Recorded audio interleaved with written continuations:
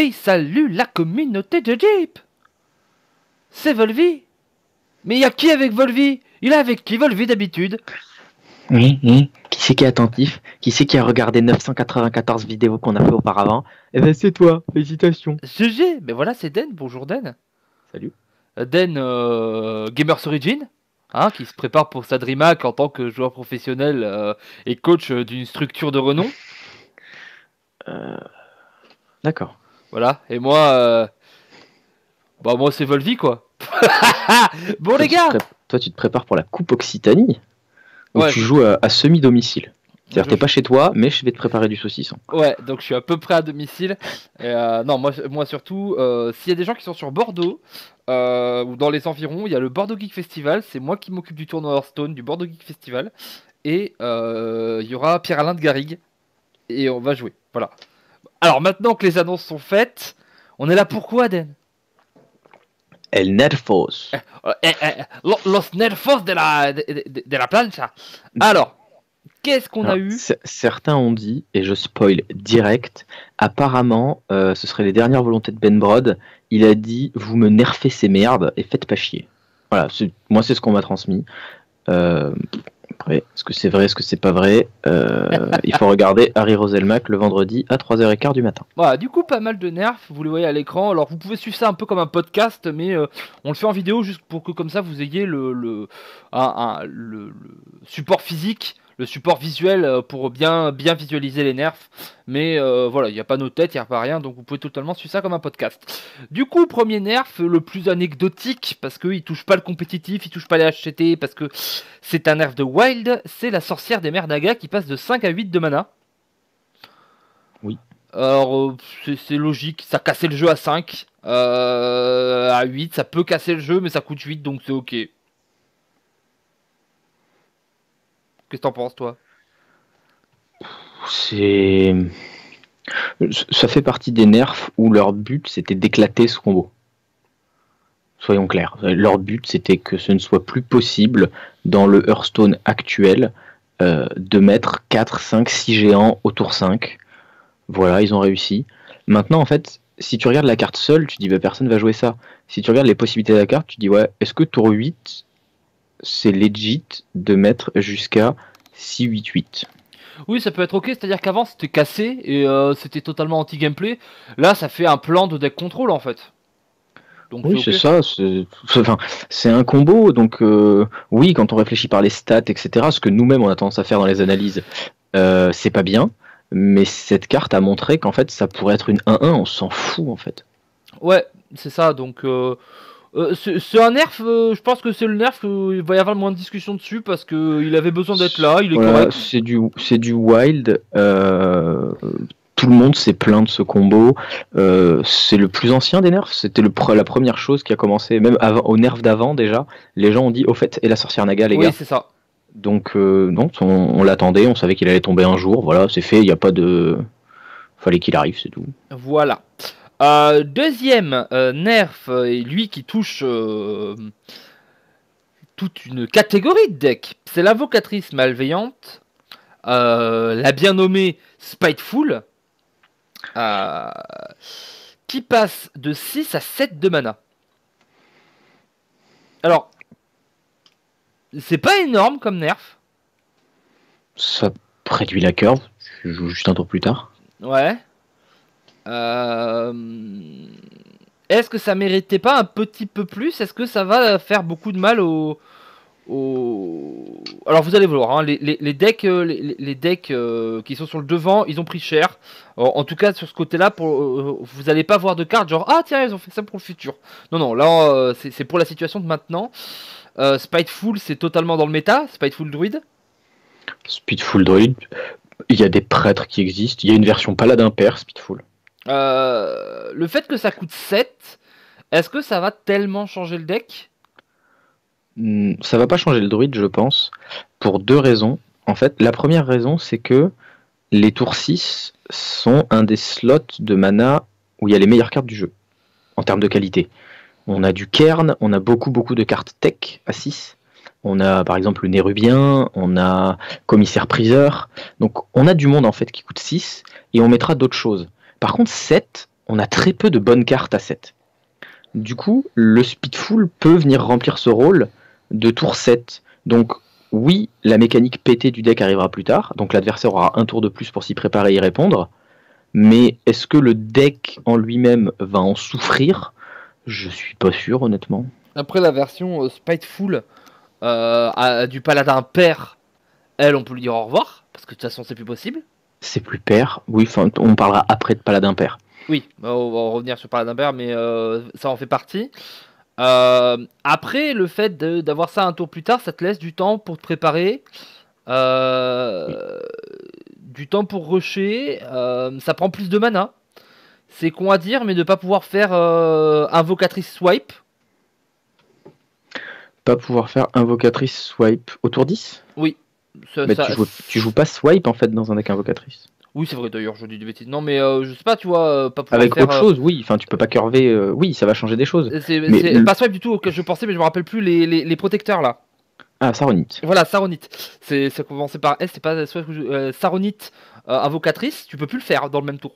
À part si t'as une pièce. Oui, on ne peut plus. Donc, et c'était un play qui était régulier, hein, où tu peux pas silence en plus de ton invocatrice. Tu vois, oui. Ça change des choses quand même. Ça baisse le niveau moyen du deck. Est-ce qu'il en avait besoin? Peut-être un peu. Est-ce que ça le baisse beaucoup? Je pense que c'est un bon nerf. Je pense que ça rééquilibre. Est-ce qu'ils ont visé Druid? Non. Druid était le deck qui s'en servait le plus, oui. Mais ce qu'ils ont visé, en fait, c'est juste la mécanique de la carte. Et parce que il y a peut-être aussi une anticipation sur les futurs designs où il y a certains gros sorts qui pouvaient peut-être pas sortir, tout simplement. C'est vrai. Parce qu'il y avait cette carte. Dans Hearthstone, les sorts qui coûtent très cher sont assez rares. Il faut vraiment que les sorts soient exceptionnels pour coûter cher. Genre, actuellement dans le méta, des sorts qui coûtent vraiment cher, il y a quoi? Il y a Cri Psychique en Traître, Néant Distordu en Démoniste, Infestation Ultime en Druide, Paladin n'en a pas, Guerrier, il a rien au-dessus de 5, Mage, son plus gros c'est en contrôle, et donc Speedful n'y est pas, et du coup il le joue pas. Chasseur, il en a quasiment pas. Donc au final, il y avait peut-être un problème de design et d'espace, et du coup ils vont pouvoir remplir ce vide. Ouais, de toute façon, on va le dire, je pense qu'en vrai, avec du recul, Kobold, il y a beaucoup de cartes de Kobold des Catacombes qui sont touchées dans ces nerfs. Les nerfs d'avant, enfin le nerf d'avant était 100% justifié par la carte de Kobold des Catacombes qui était le Ver Tunnelier. Voilà, et Kobold des Catacombes, à mon avis, c'est peut-être une des moins bonnes extensions qu'ils ont fait parce qu'on voit qu'ils sont obligés de tout casser. En fait, le problème, c'est que l'extension en général était très bonne. Les armes, les decks qui en sont sortis, il y a plein de choses qui étaient bonnes. Juste, comme toutes les extensions de fin d'année, ils sont allés trop loin dans certains trucs, quoi. C'est genre, on a l'impression qu'à chaque fois on dit la même chose, mais les extensions de fin d'année, ils en mettent trop dedans. C'est vrai. Next, le Sombre Pacte. On parlait de cartes de Kobold des Catacombes. Ça ne rend plus que 4 PV au lieu de 8. Ça va faire mal. Ah, alors que je suis en train de faire une bêtise, vous le voyez, je réduis ma fenêtre au mur et à mesure.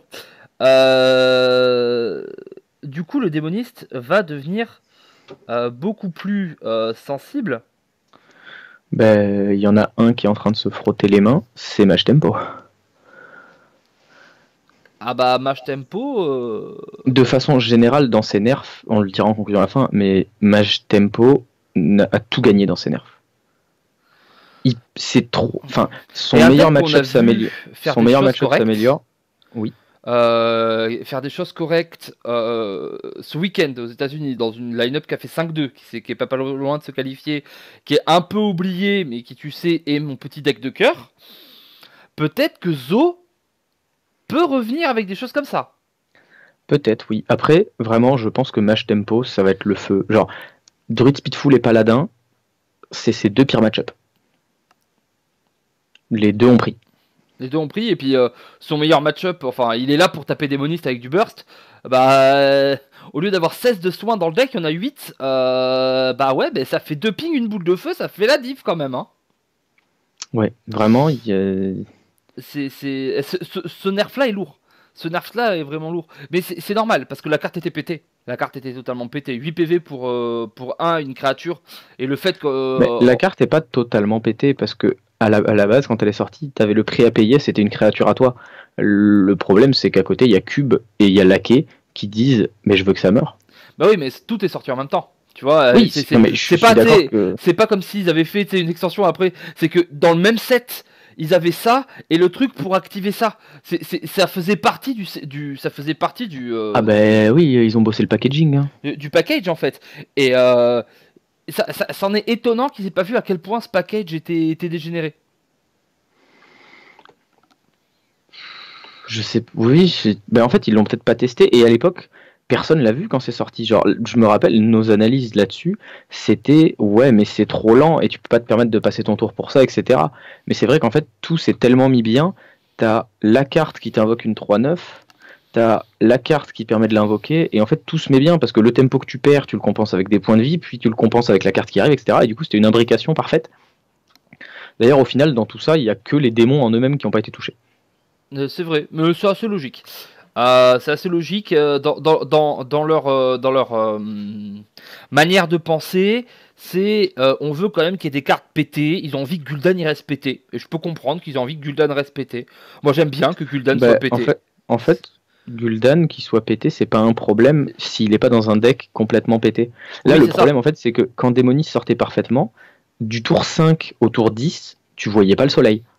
Il avait pas besoin Et de Gul'dan en fait. voilà. Et quand tu commençais à voir le soleil, le mec arrivait et fait bon, on y retourne. Vous savez, c'est comme ce pote qui vous propose de faire du sport. Vous n'avez pas fait du sport depuis 3 ans. Lui, il s'entraîne 6 fois par semaine et il vous dit je vais y aller mollo. Hein. Et au bout d'un quart d'heure, il vous ridiculise. Il est au-dessus de vous en train de vous insulter. Bah, c'était Gul'dan un peu.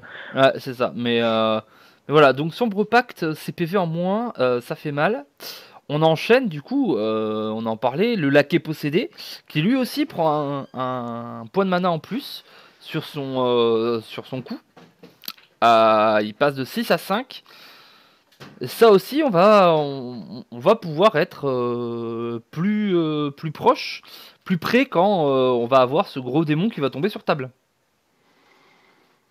Oui, on va avoir plus de, enfin, on va être mieux préparé, on va avoir plus de choses.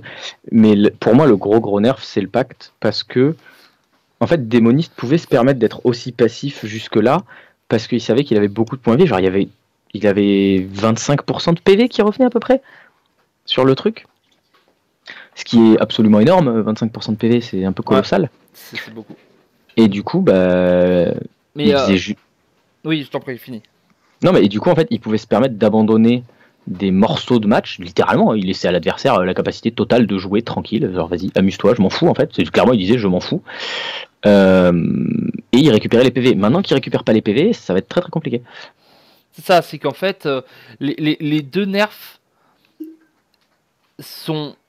En fait, les nerfs séparés sont pas si énormes que ça, mais les deux ensemble, le nerf de l'un nerf l'autre, je trouve. Le nerf de l'un nerf l'autre.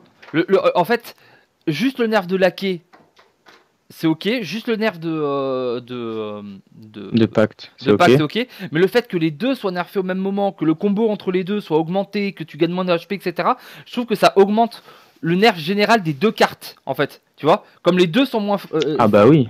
Tu vois, c'est Et même comme laquais est moins fort, pacte c'est moins fort, et comme pacte est moins fort, laquais c'est moins fort. Donc en fait, c'est un nerf global. Oui, les deux sont fait nerfer en fait 2 fois. Voilà. Eux-mêmes et leurs meilleurs potes. Voilà. Mais en fait, il y a un autre nerf aussi, c'est que en plus, quand il y a des nerfs, les gens ont tendance à beaucoup moins toucher les cartes. Oui. Il y a certaines cartes auxquelles t'as plus envie de, tu joues plus avec en fait. Hein. C'est comme quand un jouet est cassé, bon bah c'est plus le même après, pour toujours comme on dit. Et ben là, autant un des deux aurait été nerf, les gens auraient peut-être testé de voir ce que Démoniste pouvait donner. Mais là, honnêtement, qui a envie de se dire vas-y, je vais trouver un truc à faire avec Démoniste? Genre pendant un mois, personne n'a envie de toucher à Démoniste. Je pense que les gens vont pas toucher, mais franchement, je pense que malgré ça, le Démoniste me semble tellement fort, je suis pas sûr que le deck meure en fait. Je pense que En fait, la question qui va être, c'est qu'est-ce qu'il va y avoir? Parce que je pense vraiment que là, Mage Tempo, il peut débarquer et dire à tout le monde fermez tous vos gueules. C'est pas impossible. C'est pas impossible du tout. Et un autre truc, on n'a pas parlé sur Speedful. C'est le cas aussi sur Laquais Possédé, et c'est encore moins sur Laquais Possédé que sur Speedful. Le fait qu'ils aient augmenté le mana, ça veut dire qu'il y a une chance de plus, au moins, parce que peut-être que comme le mana est plus élevé, tu vas encore plus écarter le moment où tu poses ta carte, mais ça donne une chance de plus à ce que tu aies toutes les cartes que tu utilises dans le combo dans ta main. C'est-à-dire que pour Speedful, tu as une draw de plus pour éventuellement avoir tes deux infestations ultimes, ce qui tue la carte. Et laquée, tu as une pioche de plus pour peut-être avoir tous tes démons.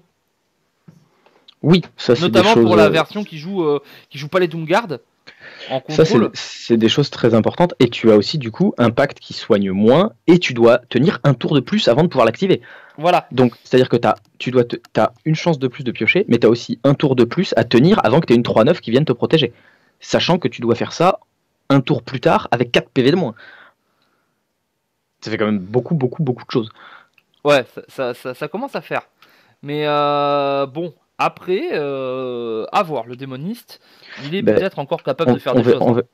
Oui, mais on verra. De toute façon, à la fin de la vidéo, on va faire une conclusion sur qu'est-ce que va être le méta.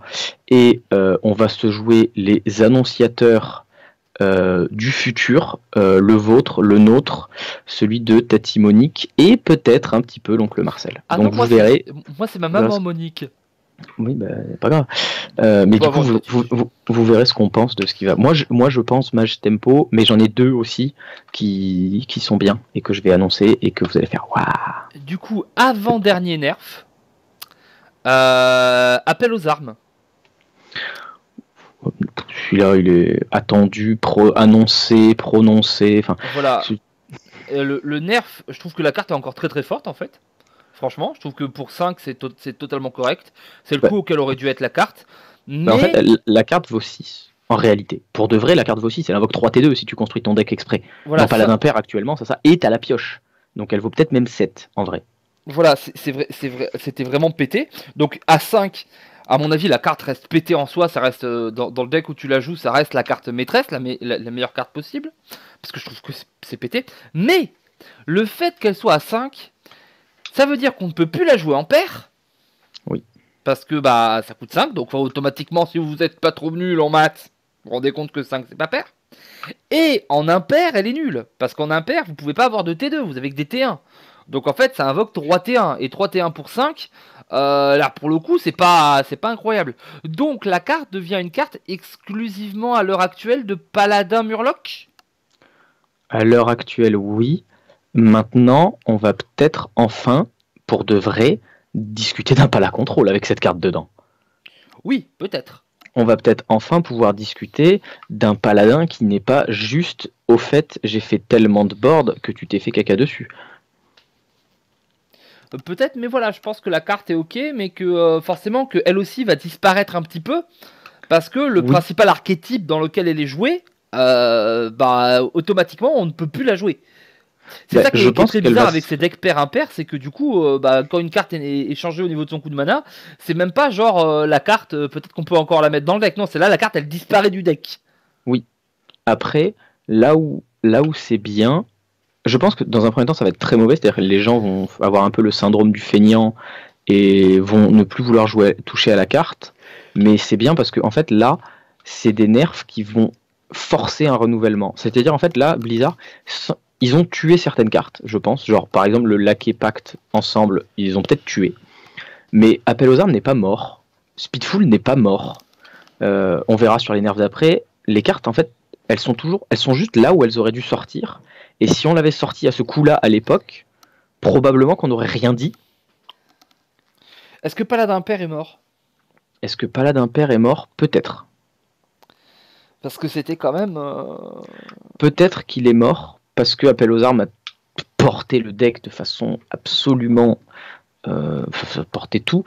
Donc peut-être qu'il est mort, mais en ce moment, il y a beaucoup de gens qui travaillent sur Shaman Père, par exemple, qui pourraient prendre le relais, etc.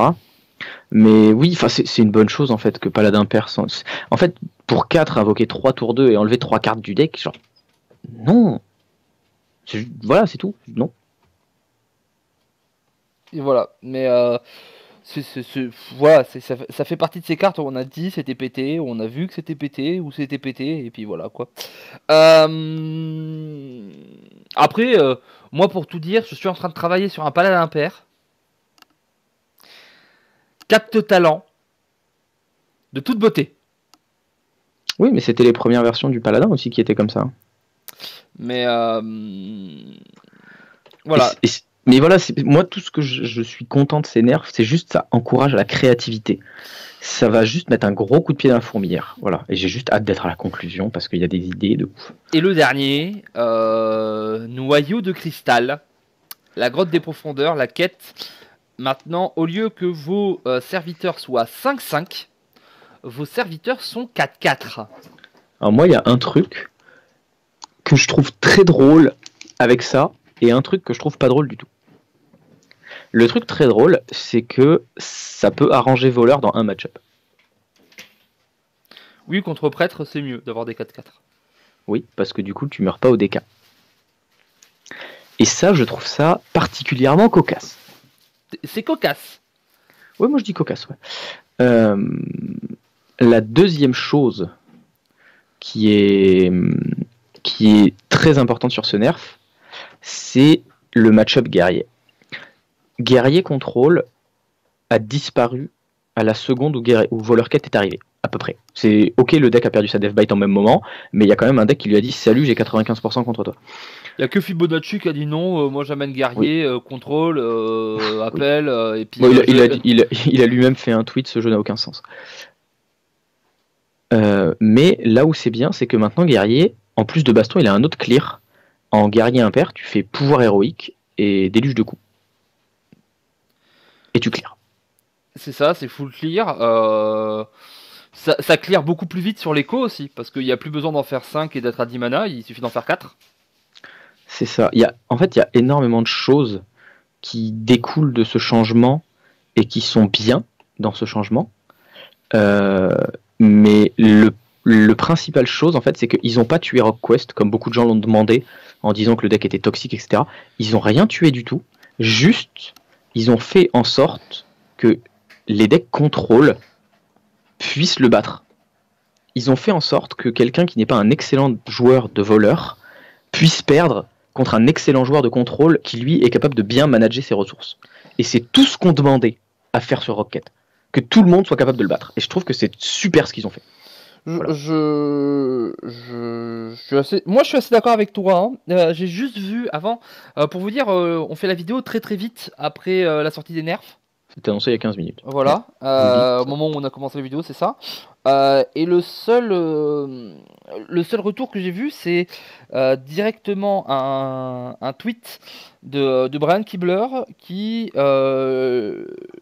lui pense que en fait ça va pas changer grand chose parce que de toute façon les match-ups du Quest Rock sont tellement polarisés que le fait que ce soit des 5-5 ou des 4-4 c'était quand il arrivait à faire sa quête correctement, c'était tellement débranlé derrière que ça aura très peu d'impact.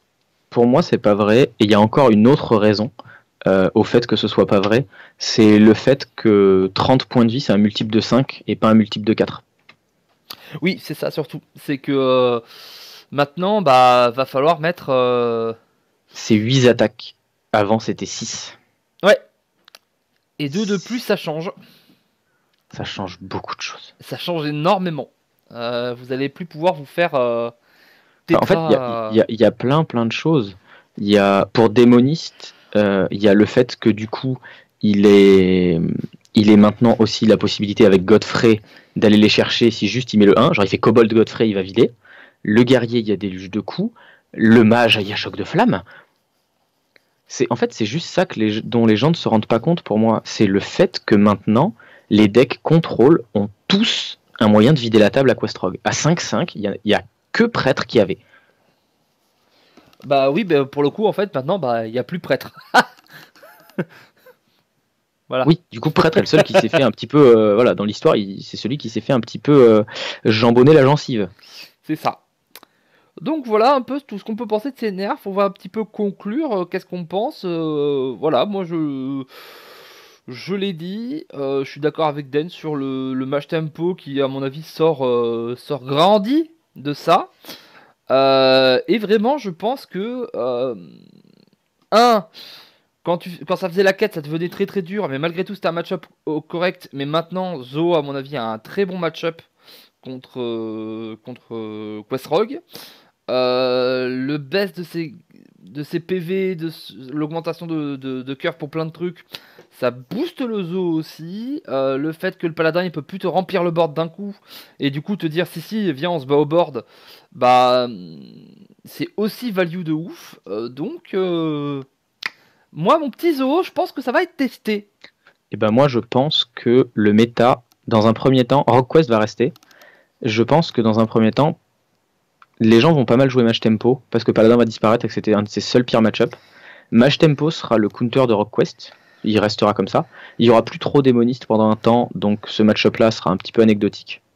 Par contre, pour contrer Match Tempo, il va y avoir Shaman pair qui sera bien contre RogueQuest et Match Tempo, Guerrier impair qui sera bien contre Shaman et Match Tempo, qui sera bien contre Shaman et Match Tempo et qui va galérer contre Voleur. Il sera très très bien contre Prêtre aussi parce que il aura son armure et du coup Voleur quête qui viendra mettre en échec le guerrier et peut-être que Chasseur pourra aussi tirer son épingle du jeu parce que le DK est très très fort contre guerrier. Donc je pense qu'on peut littéralement avoir un méta dans lequel démoniste et paladin sont bien en dessous des autres et que c'est les autres qui se tirent la bourre un petit peu. Où les 4 gros ce serait mage, voleur, guerrier, chaman, et les 2 d'en dessous ce soit mage contrôle et prêtre spell. Voilà. Les derniers HCT c'est ce week-end, donc il y a des chances que le nerf tombe mardi prochain. En général, voilà, ils font toujours ça une semaine avant. Oui. Donc pour l'Occitanie, on aura les nerfs pour l'Occitanie, on aura les nerfs pour la fin de saison, on aura les nerfs pour la DreamHack Summer, on aura les nerfs pour la suite. Et moi ça m'arrange parce que jouer sur un méta tout neuf, ça n'est qu'à mon avantage. Oui. Hashtag parfait. Vous n'avez pas idée à quel point la blague est vraie. Donc voilà, on espère quand même. On dit que ça change, mais est-ce qu'il n'y a pas un moment où on peut se dire, en fait, ils ont tout nerfé, mais ils ont nerfé les meilleurs decks au même niveau, mais les meilleurs decks étaient tellement au-dessus qu'ils vont rester là et qu'on va rester avec Speedful parce qu'il sera quand même toujours très très fort. On va rester avec Démonis parce qu'il sera très très fort. Druid Speedful sera toujours là, je pense. J'ai oublié de le mentionner, pardon. Je pense que Druid Speedful sera toujours là parce que ça va rester un très bon deck contre le contrôle en général. Il va toujours être très fort contre prêtre, il va être potentiellement très fort contre guerrier. Paladin Père peut survivre. Et imagine, ça change rien. Non, est-ce que c'est pas la cata? Ça change. C'est pas possible que ça ne change pas. En fait, si rien ne change, Match Tempo débarque et casse tout. Cette fois-ci. Et si rien ne change, à mon avis, les gars qui bossent sur les nerfs chez Blizzard. Non, oui, c'est obligatoire que les choses changent en fait. Parce que dans l'équilibre actuel du jeu, le seul problème au fait que Match Tempo ne soit pas bon, c'est que Paladin fait appel aux armes et le défonce. Mais Démoniste vient de perdre des PV, donc Match Tempo est content. Rocket vient de perdre un petit morceau de quête, mais il va probablement rester, Match Tempo est content, et Paladin perd sa meilleure carte, donc Match Tempo est content. Si le méta ne change pas, tu prends Match Tempo, tu fais top 1 légende. Ouais. Et je te parle à toi, Volvi. Allez. Donc le méta va forcément changer, et c'est pour ça que je vois des decks contrôle dans un premier temps, pour venir justement contrer du dégât direct, donc du guerrier, éventuellement du prêtre avec beaucoup de soins dedans, etc. Druid Speedful est un bon match-up, donc c'est pour ça que je pense qu'il va rester dedans. Et ensuite, dans un second rang, Rocket va revenir, Hunter peut aussi revenir, et le contre à ces match-up là, c'est Shaman qui lui va revenir, et du coup on aura la boucle, et je pense que voilà, c'est cette boucle là qui sera faite. La boucle sera bouclée. Ouais. Celui qui dit que je me suis pas mouillé, je le vois à la piscine. Bon les copains, on vous fait des gros bisous, on espère que ça vous a plu. Qu'est-ce qu'on vous kiffe. Voilà, n'hésitez pas surtout à commenter en dessous. Parce que voilà, on a envie d'avoir vos avis aussi, c'est toujours intéressant sur ces périodes-là d'avoir vos avis. En général, on a pas mal de commentaires, on les lit tous. Comme d'habitude, vous allez suivre la chaîne de Denevolvi, vous suivez Joji, vous faites tout ça. Maintenant, mais vous avez l'habitude. Salut les copains, bye bye. Ciao ciao.